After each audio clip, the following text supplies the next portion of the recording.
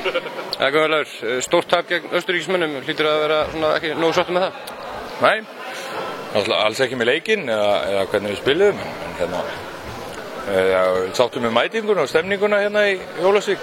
Gaman að sjá hvað fólk hvatt okkur áfram þrátt fyrir lélega leik, en hérna svona þetta stundum, maður þarf bara að taka því. Hvað var það sem vantaði upp á hjá okkur? Eiginlega flest allt. Það var ekkert eitt frekar en annað myndi ég segja. Við vorum bara svona algjörlega á hælunum á öllum sviðum myndi ég segja.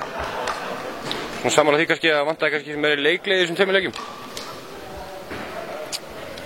Já, þú getur alveg tekið leikgleði, þú getur tekið baráttu eða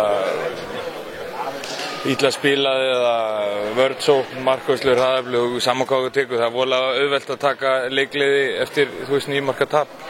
Það er ekkert voðalega gaman, það er voðalega erfitt að vera brosandi og segja brandara þegar maður er mörgum undir. Þannig að, jú, það er kannski rétt hjá þér, en ég veit það ekki alveg. Þú snúum okkur að Kíl, hvernig líst þér á framhaldið þar? Bara vel, við höfum erfiðan leik. Móti Reynisca Löfin núna 16. apríl og hérna vonum að okkur takist að vinna hann náttúrulega.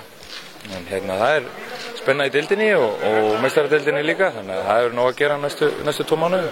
Stefnan klálega sett á alla titla sem eftir eru ekki satt? Jú, við gerum það, það er bara grafan í Kíl.